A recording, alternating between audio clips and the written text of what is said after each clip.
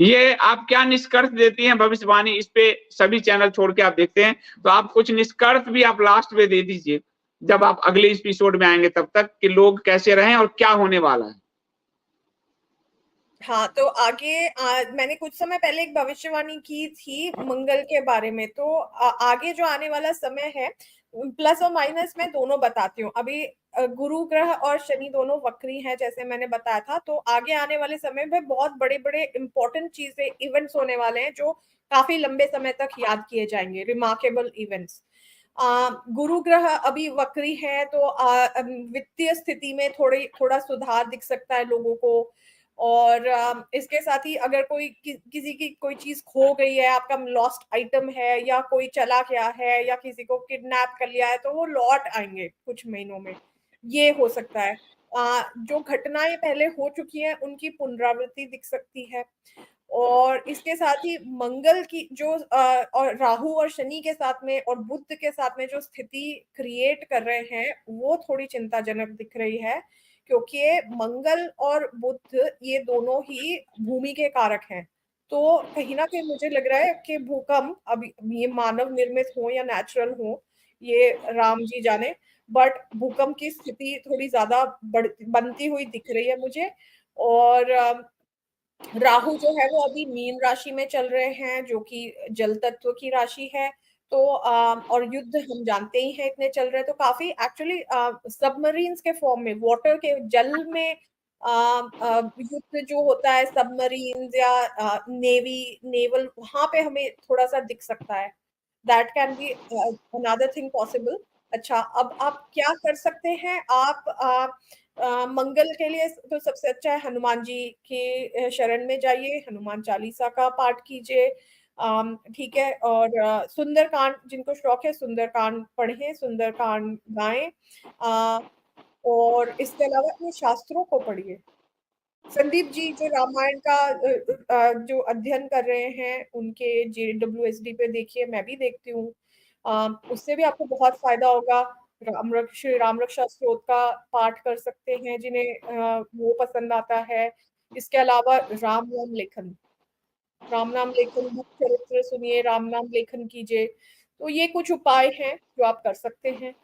जब आप बात नहीं कर रहे हैं तो मन में मानसिक जप करते रहिए, श्री राम, या तो आप हरे कृष्ण हरे राम मंत्र का जाप, मानसिक जप मतलब साइलेंटली इन योर माइंड करते रहिए। या जो विजय मंत्र है श्री राम का, श्री राम जय जय राम, आप उसका जाप कर सकते हैं।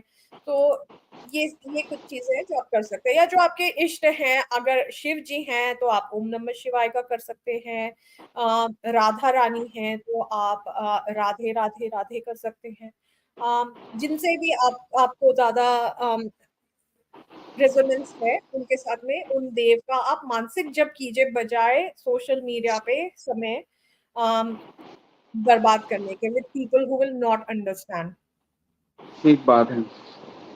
और ये गौरांग जी कह रहे हैं कथावाचकों ने रामायण में गंध फैला रखा है, लोगों को भ्रमित कर रखा है, कथावाचक वाल्मीकि रामायण से कुछ नहीं बताते। वो पढ़े ही नहीं है वाल्मीकि रामायण, तो मैं तो खूब मुझे रामायण सोशल मीडिया पढ़ती पे। हूँ, मैं वाल्मीकि रामायण पढ़ती हूँ रोज सुबह।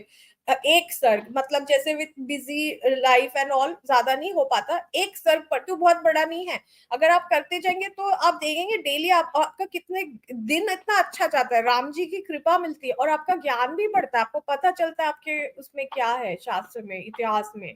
सुना है मैंने कि एक बड़ा कवि है जो कथावाचक बन गया, वो रावण की तारीफ करता घूम रहा है। वो बिल्कुल ही विश्वास के लायक नहीं है संदीप जी। बिल्कुल, मतलब वो रावण की तारीफ करता घूम रहा है, और अब लोग उसका कैसे सुन वैसा रहे है, हैं। वो बिल्कुल ही अविश्वसनीय है। अविश्वसनीय है। और उसके सारे प्रोग्राम संग वंग वाले करवाते हैं, तो अब वो रावण की तारीफ करना शुरू कर रहा है। कमाल हो रहा है। कौन से कलयुग है। रामायण में पढ़ गया रावण की तारीफ, पता नहीं। संदीप जी, रावण, हाँ, कई ऐसे तर्क देते थे कि रावण ने सीता जी को रखा, ये उसकी महानता थी कि सीता जी पे हाथ ने वो किया।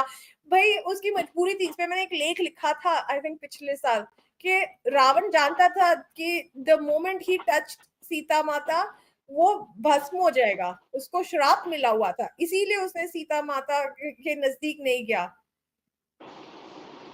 वही मैं मतलब उसकी तारीफ, लोग रावण की तारीफ कर रहे हैं, मतलब बड़ा ये आश्चर्य लगता है। इट बीच इज एन में चलने लगा, एग्जाम्पल। मैं तो भाई बोल रही हूँ कैसा हो, आपको भी रावण जैसा फॉरवर्ड हो। कर रहा है। हाँ, तो ये देखिए संदीप जी, यही बात है, वो जाकिर नाइक वाले जो टॉपिक पे मैंने बताया, यही है मिस इन्फॉर्मेशन कैंपेन। ये ऐसे ही फैला रहे हैं, और रावण जी को ये प्रे करने का, रावण की पढ़ाई कर रहा है। तो ये तो ऑलरेडी इम्प्लीमेंट कर रहा है पाकिस्तान का जो जो नेक्स्ट एजेंडा है। मुझे एक उत्तर प्रदेश से एक लेडीज हैं, उन्होंने मुझे मैसेज किया कमेंट बॉक्स में कि मैं अपने यहाँ कथा कराना चाहती हूँ, आप करेंगे? मैंने कहा मैं कथावाचक नहीं हूँ, मैं स्वांता सुखाय रामायण कर रहा हूँ, मैं शास्त्र सब स्वांता सुखाय कर रहा हूँ, तो मैं कथावाचक नहीं हूँ कि मैं कथा वाचन करूं। और ये तो मेरा सुख है, और मैं वो आप लोगों को बता रहा हूँ। कथा वाचन के लिए फिर उस पर नाच गाना रखना पड़ेगा, म्यूजिक रखना पड़ेगा, भजन रखना पड़ेगा। ये सब नाच नौटंकी के बिना तो लोग कहाँ राम कथा सुनेंगे। अरे बाप रे, मेरे ख्याल हाँ, से सबको पढ़ना चाहिए रामायण महाभारत। हमें खुद स्वयं स्वाध्याय, इसीलिए स्वाध्याय एक यज्ञ बताया गया है, स्वाध्याय खुद ही करना चाहिए। स्वाध्याय से बड़ा कुछ नहीं आज के समय। और मार्कंडे ऋषि तो स्वाध्याय के करते करते वो अष्ट चिरंजीवी में हो गए। ये किसी 12वीं क्रिकेटर के बारे में क्या कह रहे हैं? ये 12वीं पास क्रिकेटर डीएसपी बना तेलंगाना में, माइनॉरिटी कमीशन। अच्छा, ये मुझे नहीं पता है। तो श्वेता जी बहुत बहुत धन्यवाद, आपने आज लोगों का मार्गदर्शन भी कर दिया। राम रक्षा स्तोत्र का पाठ जो मैंने आज सुबह ही किया है, शनिवार और मंगलवार को मैं राम रक्षा जो है स्तोत्र का पाठ करता हूँ, श्वेता जी को पता है। तो आप लोग उसको करिए, और किसी भी रूप में हरि का नाम लीजिए, या जो जिस भी देवता से आप कनेक्ट होते हैं उसका नाम लीजिए, और वो जरूरी है। और अपने परिवार आदि की सुरक्षा आपका महत्वपूर्ण है। पार्टी वार्टी के चक्कर में मत पड़िए, बेमतलब के चक्करों में लोग बर्बाद कर देंगे आपको। सही बोल आपका रहे हैं आप। कथा वाचन शुरू हो जाएगा तो बहुत सारे मिथक ध्वस्त हो जाएंगे। और सचमुच में कथा क्या होती है, सनातन समाज को मिथक तो रामायण ही ध्वस्त कर दे रहा है। मतलब सही ब्राह्मणों बात है। को कहा ब्राह्मणवादी, श्वेता जी भी ब्राह्मण, मैं ही ब्राह्मण, ब्राह्मणवादी।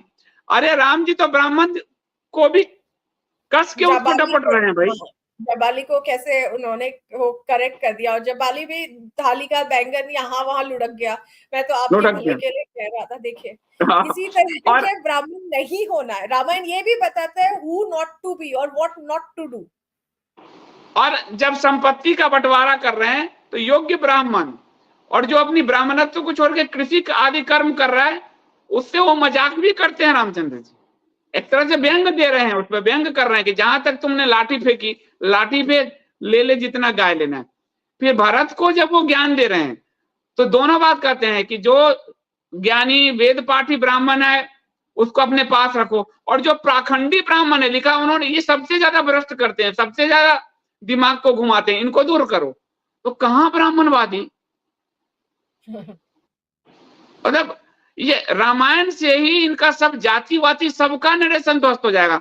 और काश ये कथावाचक कर पाते ये काम, कुछ भी सब कर देते हैं तो क्या कहा जाए। तो बहुत बहुत धन्यवाद श्वेता जी। आपको पुनः विजयदशमी दशहरे की ढेर सारी शुभकामनाएं, और भगवान राम की कृपा आप पर, आपके पूरे परिवार पर बरसे, और निश्चित रूप से बरस रही है, क्योंकि भगवान के नाम ही आप ले रहे हैं। और आप सभी आईएसडीएंस को विजयदशमी की शुभकामनाएं, और सभी सनातन धर्मियों के घर में श्री राम जी की कृपा बरसे। राम जी साक्षात देवता हैं। मैंने आपको श्वेता जी बताया है, मैं सबको नहीं बता सकता, पर आपको तो बताया है कि रामायण के पाठ, अभी रामायण के पाठ करने में हमारे जिंदगी में कितना बड़ा चेंज आया। रामायण के पाठ शुरू करने ही जो छोड़ा था, और शुरू करने से जो चीजें अटकी थी वो पूरी हो गई। तो राम असल में राजा रूप में है, अपने वो मानव सनातन जीवन, प्रजा की रक्षा करना उनका काम है। हमारे मन में जो बात आती है वो पूरी हो जाती है, बिना पूरी हो कहे जाती है। बिना कुछ करे। कई कई बार ऐसा होता है कि हमारे माइंड में ये चल रहा होता है कि अरे अभी ये करना है, या अरे काश ऐसा हो जाता, और वो हो जाता है। कुछ ही क्षण बाद हो जाता है, इतना चमत्कारिक है। If for not for anything, ऐसे तो बोलते हैं आपको निष्काम भाव से पढ़ना चाहिए, ये सब चीजें जो देना है प्रभु की इच्छा है, पर इफ फॉर नथिंग आप उसी लिए पढ़ना शुरू कर लीजिए to see that changes in your life, कि आपके जो बिगड़े काम है वो अपने आप बनने लग जाते हैं बन बिना जाते आप हैं। प्रयास भी किए। और शास्त्र में श्वेता जी, अगर मनुष्य सकाम भाव से ही पढ़े तो फलश्रुति दिया हुआ है, उसी भगवान ने इसीलिए दिया कि कम से कम सकाम भाव से पढ़े, उसकी कामना पूरी होगी, फिर वो अपने आप निष्काम में चला जाएगा। वो जो है तो फलश्रुति तो सबके साथ है, लगा हुआ है, तो वो पढ़े लोग। लेकिन राम जी राजा रूप में हैं, आपको राजा ही बचाएगा, ओरिजिनल राजा, नकली लोकतंत्र वाला शासक नहीं। इसलिए राम को आज राम के साथ जो हुआ, तो राम के साथ धोखा देने वाली पार्टी सब जो जगह थे भले जीत गई, राम की पूरे पथ यात्रा में हार गई। तो राम जी साक्षात हैं, और उस पार्टी को राम मंदिर के कारण ही वो पार्टी 2 से इतना तक पहुंची। वो राम जी साक्षात हैं, स्पष्ट दिख रहा है आपको, फिर भी अब लोग इतने से 2 पे भी आ जाएगी, इतने से 2 पे भी आ जाएगी, वो दिन भी आएगा। एक मलेच्छ कमेंट में क्रिश्चियन बनने को बोल रहा है, आप उसे मेरे पास भेज दीजिए, मैं उसको सनातनी बनाता हूं। कहिए उसको कहाँ है, आओ भैया मेरे से एक बार शास्त्रार्थ करके आओ, सनातन धर्म अपना लो, अच्छा रहेगा। तो बहुत बहुत धन्यवाद श्वेता जी, आपका बहुत बहुत धन्यवाद, पुनः ढेर सारी शुभकामनाएं, और मिलते हैं फिर अगले एपिसोड में। जय श्री राम। तो जय श्री राम। तो ये थी हमारे साथ श्वेता पुरोहित जी। श्वेता पुरोहित जी ने आपको जो विश्व की उथल पुथल है उसमें 2-3 चीजें बताई, ये आपको आधुनिक ज्योतिष नहीं बता पाएंगे। ज्योतिषीय गणना, कॉन्स्पिरेसी जो है पूरी थ्योरी चल रही वो, और वास्तु स्थिति, ये तीनों को जोड़कर आपको, और ये कोई साइंस का विद्यार्थी बहुत अच्छा से कर सकता है। श्वेता जी डबल पीजी हैं वो, और तो साइंस का विद्यार्थी तो उसने बहुत अच्छे से उन्होंने आपको जोड़कर बताया। इस एपिसोड को पुनः एक बार देखिएगा, और आपको जो दुनिया में अभी प्रॉब्लम्स हैं वो क्यों हैं वो आपको समझ में आएगा। इसलिए ये आज का एपिसोड दुनिया के उथल पुथल को समझने में आपकी बहुत बड़ी सहायता करेगा।